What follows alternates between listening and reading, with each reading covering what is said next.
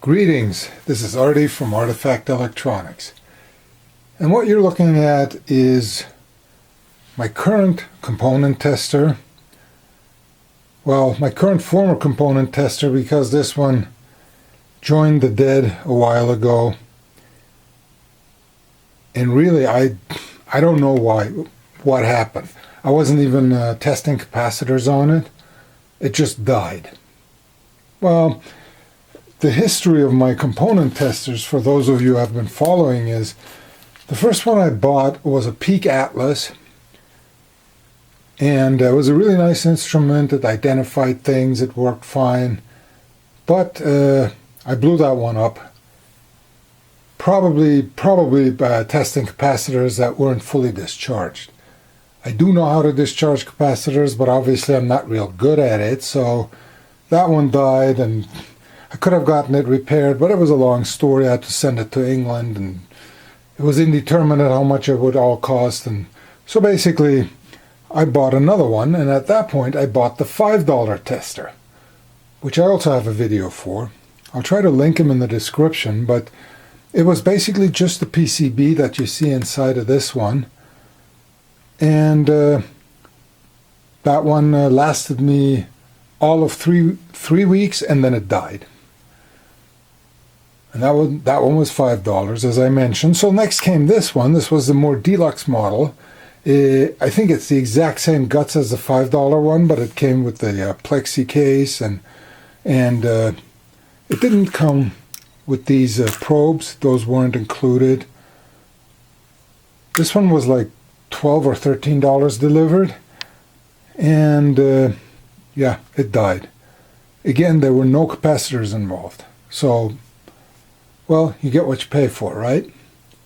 So, not to be deterred, I mean, these are incredibly useful benchtop instruments. So what I did was, I guess I got the next gen, which is this guy. Now, this one was expensive. It cost $24 delivered from eBay. But, you know, same kind of layout as the old one.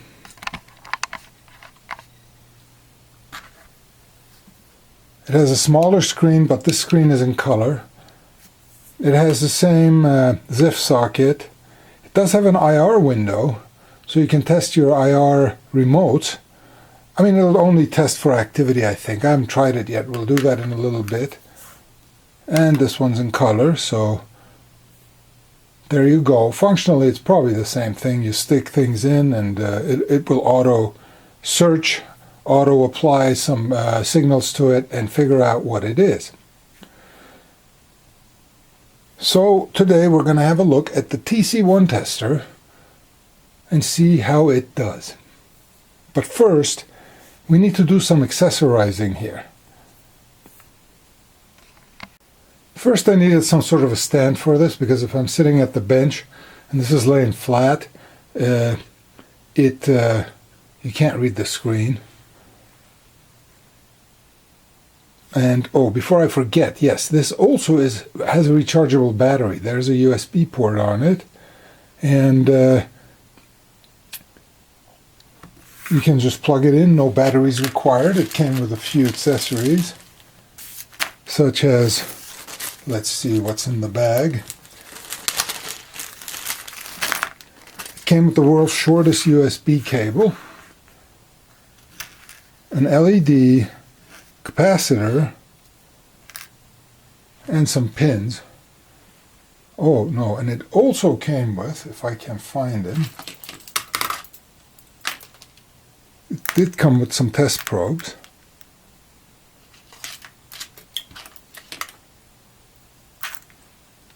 So what you can do is take these test probes, put them into the ZIF, and when necessary, and test things. The problem is these are kind of short, and we'll probably have to, that's the second accessory we're going to have to build for it. Oh, there's also a capacitor down here. It's hiding. Also for test purposes, I'm guessing. It's either that or it's an upgrade kit, but as usual it comes with no documentation whatsoever. So here we are. But the second accessory is going to be I'm going to need longer test probes on this, because even these on the old one, these were too short. This thing was always sitting at weird angles in the middle of what I was testing, and it is worth putting a little longer probes on it, which makes it hooking up to the device under test a lot easier. So now back to the first accessory. So I went out and I got myself a boutique stand. And this is what it looks like. The cost was $0 in 3 minutes of my time. And basically, you can put it in here. And now it's a lot more, I mean, if the angle isn't right, I can put a few more pieces of foam here and raise it up to whatever proper angle I need it at. And so that's good. And the second thing is, now what we have to do is create the test probes. And I have all the materials here. Basically, I'm going to use the clips off of the last one. I procured 3 pieces of wire that are 15 or 16 inches long. I'm going to attach them to the probes, and then I'm going to attach them inside the case to the underneath of the ZIF socket, and then figure out some way to route them outside, drill a hole in the case, and have them there. So let me do the menial soldering work off camera, just attach the wires over here, and then we'll crack open this guy and figure out how the wires are going to be in there. Alright, the deed is done. Of course, it took 5 times as long as it should take you to put a new wire into a clip, but these were they didn't want to go back together. Anyway, after a lot of back and forth, I got them all to work. So now, took the 4 screws out the back of this, and okay. So here is the battery. It does have, obviously the charging circuitry, processor, not much else. So now, as far as running the wires, this is, let's see, this is the bottom here. So what we could do is we're going to connect, this is the underside of the ZIF here, and we got pins 1, 2, and 3, and yeah, it's just a matter of how we're going to bring the wires out. Let's see, does this come out? This doesn't come out because it's held in by the charger. So maybe we'll let the wires come out the top. This is the top panel here. And then, let's see, we would have the wires protruding from the top. From here. Yeah, and they would just stick out the top. That wouldn't stick out over here, so that's not too bad. So let me do some drilling and a little more soldering, and then we should be ready to put this thing through its paces. So after looking at it for a while, I changed my mind, and I decided to run the wires out the front. So the distance from where the wires attached to the ZIF and where they were leaving, I didn't want them to be bunched up in here. But it seemed to have worked out well.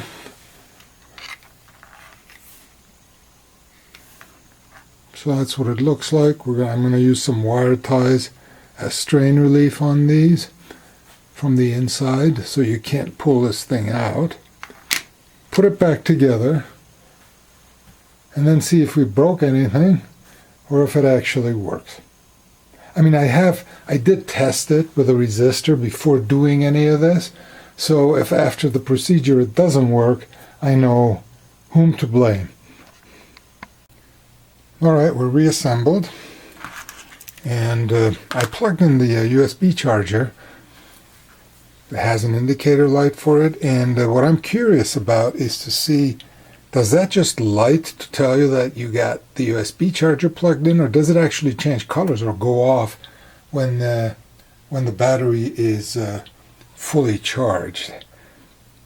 When we looked inside, the LED had 3 terminals, so it's at least a bicolor LED. So it'll probably turn green when it's fully charged, but I have no idea how long that's going to take, so I'm just going to leave it plugged in for now. And what we're going to use is a standard 10K resistor, carbon resistor. And the wire colors, what I used was an RGB approach. R is pin 1, green is pin 2, and blue is pin 3. That's easy to remember that way because whatever it shows on the screen is always numbered 1, 2, 3. It tells you which terminals are connected to which with a resistor to which part of the device under test. Doesn't make a difference with a resistor, but when you're using it to identify transistor pinouts, not just testing them, but identifying the pinouts, that comes in useful. So let's first see if we made the connections properly. I'm going to hook up red and green, 1 and 2, and tell it to test. And after a short while, that was interesting, it tells us that the resistor is 99.3 ohms between 1 and 2. Okay, let's now test 1 and 3. See how accurate or not accurate this thing is. Again, 99.3 on those. And when we go into this guy, we get 99.7. Not overly accurate, but good enough to measure resistors, especially if you have a fistful of them and you're too lazy to read the color codes like I am. You just measure them. And last but not least, 2 to 3, which is red to blue. And that yields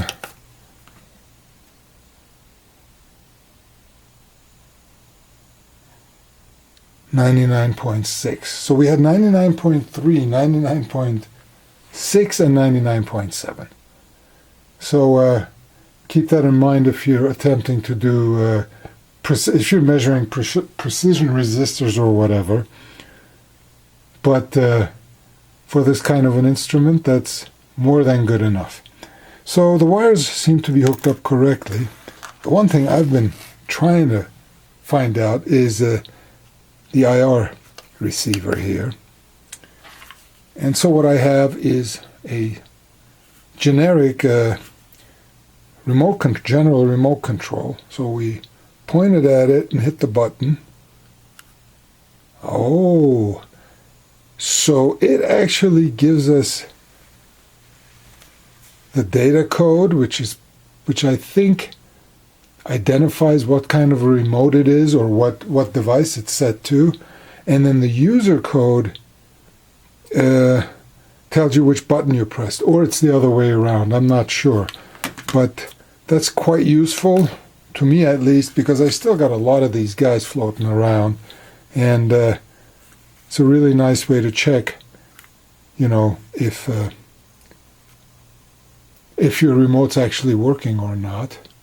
And you can also see on the yellow bar on top to the right, it lights up something telling you that it's receiving IR. So that's very useful. And now I'll show you a little trick. So if you don't have one of these testers and you want to know if your remote works, one thing I found out is that older cameras, like the Dinosaur I'm using to film all of this, will capture IR and will convert it to a visible wavelength, so you can see it. And the way that works, well, obviously, here's the IR LED. In real life, if I press a button, you cannot see that light up. Any normal human eye cannot see the IR spectrum. But since we're running through the camera, look at that. You can actually see it in action. So if you have an older camera, you can very quickly check to see if your IR device is outputting anything. Now, be aware this is not going to work with late model game console wireless controllers. They're Bluetooth. And it also won't work with a lot of late model camera phones, or even late model. I haven't tested it with late model camcorders, but I suspect it doesn't work on those either. And that's because, I don't know, I guess they filter it out, or they do not deliberately convert the IR to a visible wavelength anymore. But this is kind of useful. I found this by accident a while ago working on pinball machines that use IR transmitters and detectors to detect the ball passing through a certain passage. And I was filming stuff with it, and I saw those LEDs, the IR LEDs, shining brightly. So then I looked at them directly, and I saw nothing. And then I looked through the camera again, and then I kind of figured out what was going on. And I tested some phones, and only really, really, really old phones, the cameras in them will show you the IR. But later phone models, I bet you that the more recent the device, a video or picture device is, they deliberately filter out the IR, which is probably a good idea, because if you're filming something and you don't really want to film something that you can't see in normal life. But don't throw away that old camera. So whenever you have a problem with your remote, point it at your camera, and boom, you know immediately if it's working or not. Alright, it's time to test some transistors. For the transistors, we're going to use the ZIF socket. It's more convenient actually for small transistors to just plug them in directly. So let's see, what do we have here? We have a 2N3904, which is an NPN, small signal transistor. And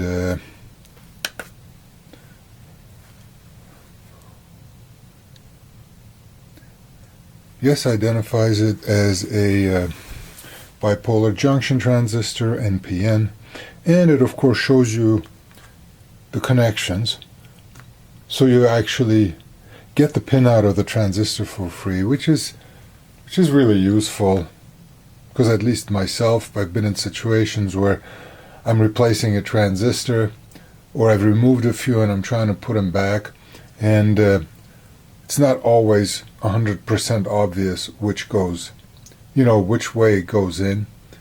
But using this, it would immediately tell you what the pin assignment is and save you some more time.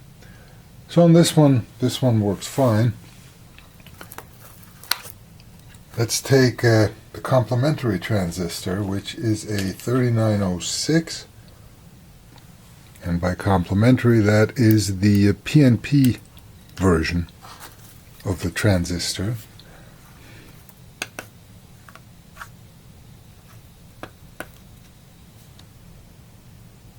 And it identifies it correctly, and it even has the right diagram in there.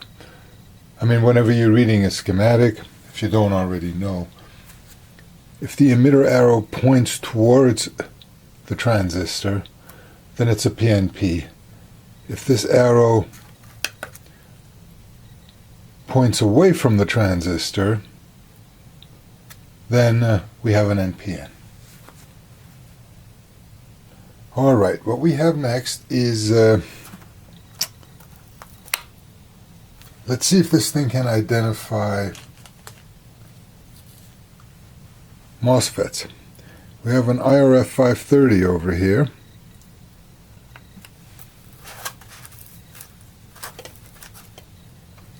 Always wiggle it a little bit after you insert it in the ZIF socket to make sure it's actually making good contact.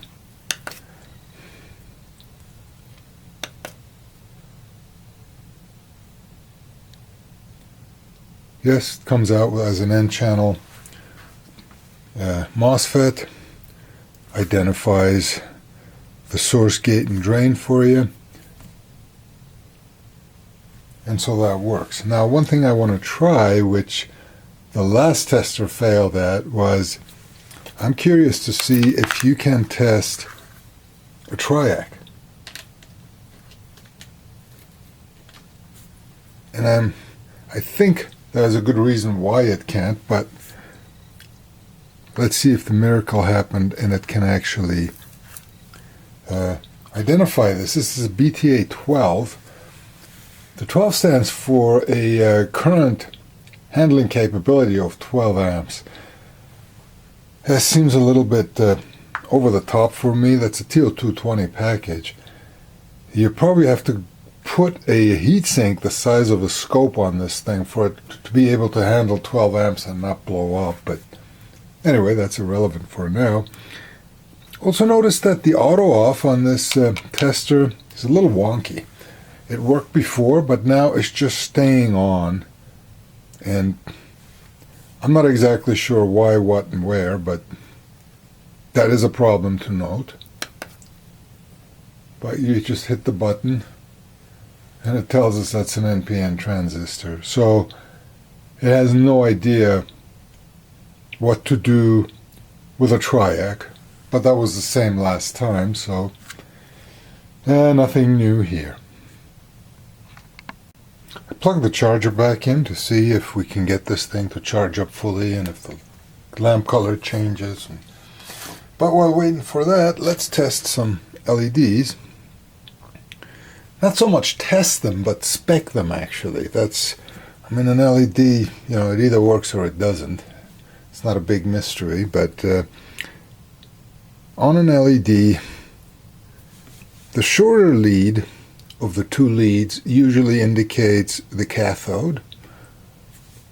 There's also a secondary indicator where the plastic case is flattened. I don't know if you can see that, but it's the cathode side has a little flat spot here. So there's two ways to tell how it's polarized. And, it's just going to identify it as a diode, but the numbers it spits out are useful. So we can see it do its thing. And it tells us that it has a diode from pin 1 to pin 3, which is correct. Now it does give us the forward voltage at 1.96 volts, and it also tells us the current consumption, which is 21 mils. And that's really useful because that will let you easily calculate the limiting resistor you have to put in series when using an LED. So that's for a green LED. Let's see how the numbers vary for other colors. We use a red LED, which doesn't want to go in. Now that went in between pins 1 and 2.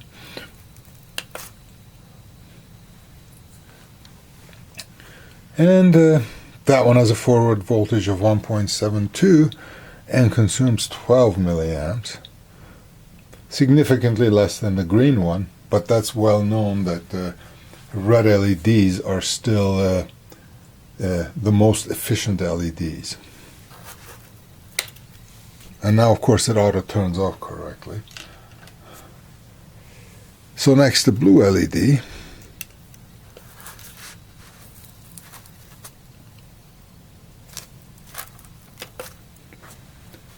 And this one tells us, and that's interesting, it's not showing us the current consumption. It just tells us that the forward voltage is 2.74 and that has some capacitance, but it is not giving us forward voltage on it. So I wonder, oh, there you go. Yeah, it says 2 milliamps. That's not correct. that is way too low. So yeah, it's a little bit iffy on the LED test or spec. What if we turn this thing around? Is that going to make any difference?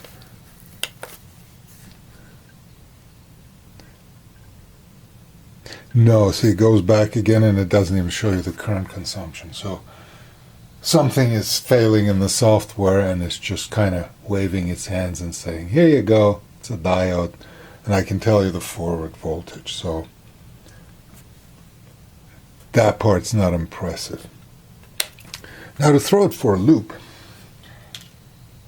what I'm going to do is put in a bipolar LED, a red green LED, and let's see what it'll do with that.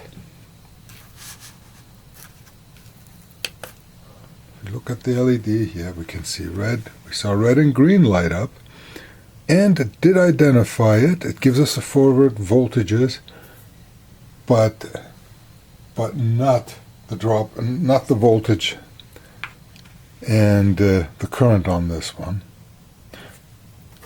But at least it does identify it as two diodes, and you can see the thing blinking. So there you have it. Test passed, marginally passed, I would say, because of the failure to identify the current on the blue LEDs, but still, it's acceptable. For completeness, we'll have a look at a real diode, a 1 in 4001, and we'll run it from pin 1 to pin 3.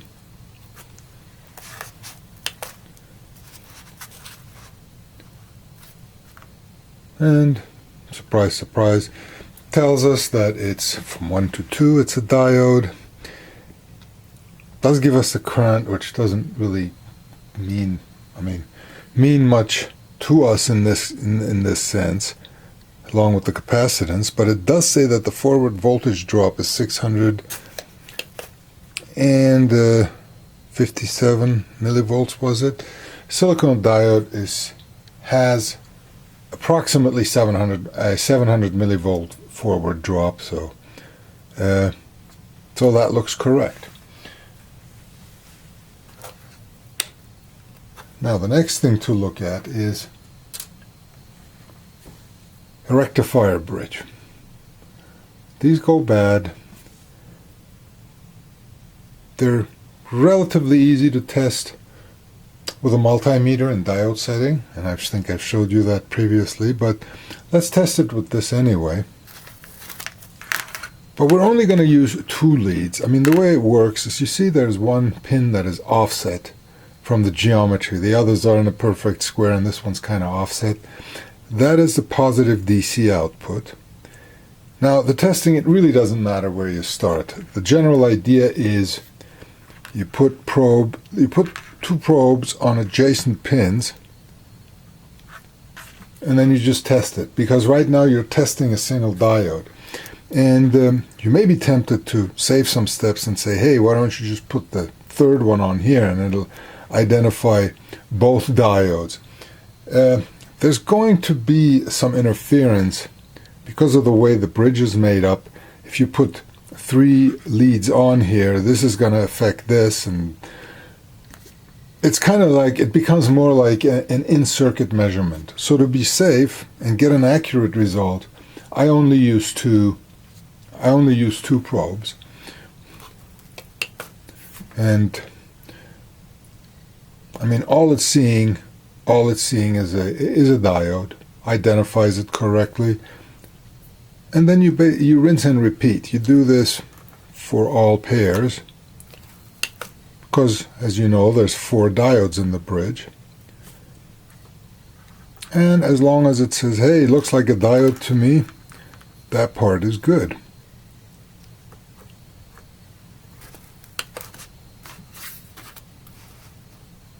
That one's good. And then finally to the last one, the last pair of leads. And there you go.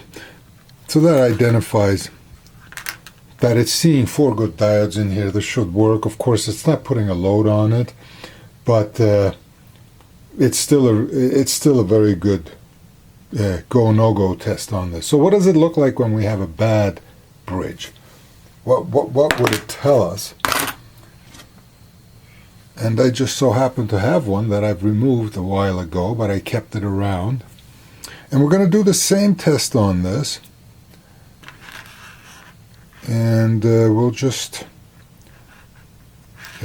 start connecting pins. I frankly don't remember what was wrong with it, but I'm sure that our tester will tell me very quickly. So again, we're measuring one of the diodes. That one looks good. We move the tangled up clips.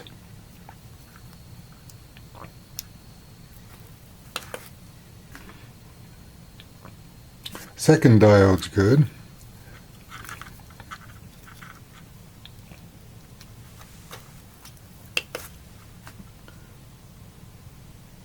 Third diode is good. Did I unjustly condemn this bridge? There's a problem. The diode between these two terminals gives us a capacitance of 75 picofarads. That diode's blown. It's basically open. And what this will cause is, if this is in circuit, it will deliver DC, even though only from one leg because the one leg is blown out. But the voltages will still look okay. But the minute you load this thing down, the DC output is going to fall way low. And what will usually happen is whatever is powered by the DC will reset. So, and again, though it's not that particularly useful, it's probably a little bit easier to actually measure a bridge in circuit with a meter set into diode test mode. Even though, the same rules apply to testing something in circuit.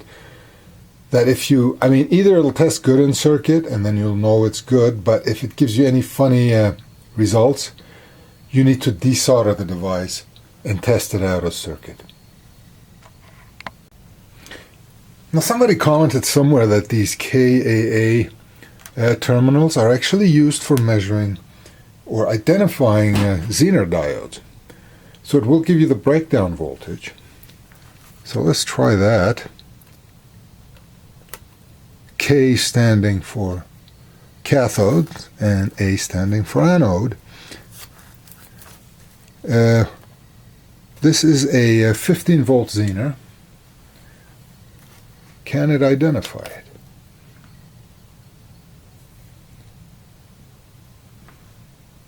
Yes, it can. And it's kind of interesting because at first I couldn't figure out how it does it. You turn this thing on and it says the battery is charged to 4 volts or 4.1 volts. You obviously need to exceed the Zener breakdown voltage in order to identify it. So you just keep adding, increasing the voltage you apply in reverse to the Zener until it breaks down and starts conducting in the reverse direction. And then I remembered if you go back and look at when I had the device apart and I showed where I had the probes connected and all of that, there was a small transformer mounted under here. Or was it? I think, or it was next to the LED somewhere. But anyway, so that transformer is being used as a step-up transformer, very similar to a flyback in a TV. You feed it a sinusoid, and out comes another sinusoid at the other end, and depending on the turns ratio, you can bump up the voltage. So probably what they're doing, and I don't know what the limit is of how high a voltage can generate, but if you run a 4 volt sinusoid into one side and it has a turns ratio of 5:1, it will output 20 volts on the other side. Now, keep in mind that's going to be AC. A transformer only works on AC, so you're going to have to rectify it. But that way, you can essentially bump up the voltage until the device starts conducting, and at that point you know that it is in fact the Zener and what the breakdown voltage is. This is quite useful, and I'm pretty sure the old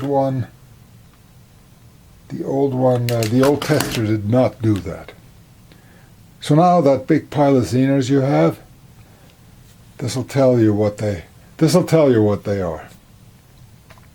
And finally, we can have a look at caps. Now, I don't remember the exact numbers, but the previous tester did not go far beyond 0.1 microfarads. I mean, lower than that. It just failed. So let's see if this one performs a little better. We have a 0.1 microfarad in there now, and that is identified as 102 nanofarads, which is 0.1 microfarads. So this one, no problem. Now let's go down a step and put what is this? A 0.01. See if you can see that. Obviously the test is fast because it's just measuring the RC time constant for it to charge up to, what is it, 0.707 of the voltage, or I don't remember the textbook stuff, but something like that. So it sits there, pumps the voltage in, boom, when the thing is there, it identifies it as 5,480 picofarads, which is 0.005. So, did I put the wrong cap in there? Let's see what it's. Interesting, 103. This is supposed to be a 0.01. Am I misreading this? I mean, it's marked 103, and that's a 0.01, marking at least. So this is actually off 50%, because it's reading well, wait a minute, no, it's reading 0.005 instead of 0.01. So it's showing half the value of what it's supposed to be. So let's pull another 0.01 out of here and see. Ugh. A three terminal 0.01. No, I'm not so sure about that one. Let's get another one that looks to be more legit. And we test this one. Let's see, what is it marked as? Yeah, it's also marked as a 103, which is 0.01. So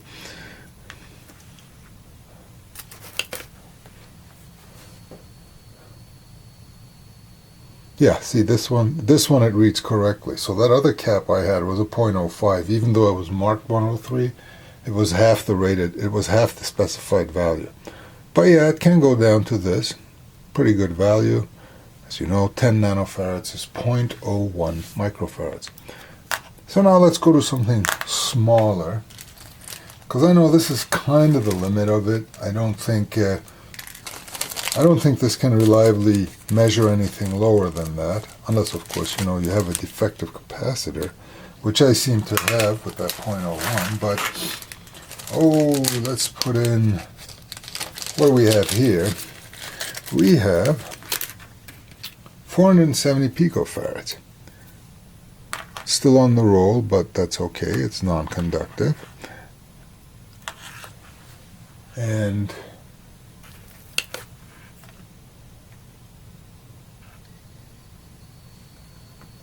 yeah, it did identify. It says 484. It's supposed to be a 470. Alright, so I can read down to 470 picofarads. So I guess I better go and get some smaller values. Alright, here's 100 picofarad. Ladies and gentlemen, place your bets. Is it going to be able to measure this? And Bets on the table. No more bets. And we get, it did measure it. It says 113, but yeah, it's 100 picofarads. So that's definitely a value that the previous tester would not have been able to measure. So, keeping things neat here, let me get rid of the 100 picofarads and put in a 47 picofarad.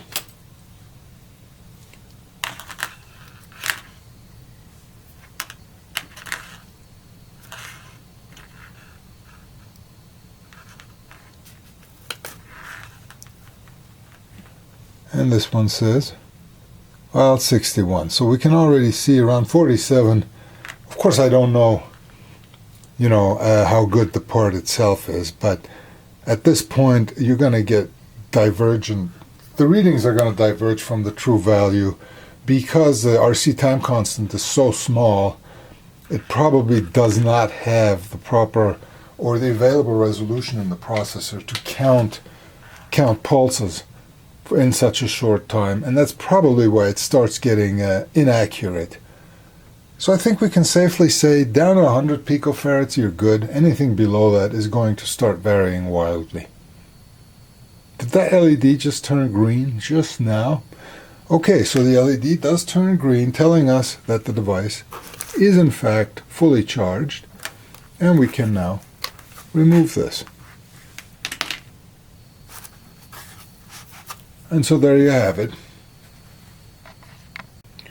So the final judgment on this, or the final review, is I would give it a thumbs up. I think it's a fantastic benchtop instrument that'll help you out a lot.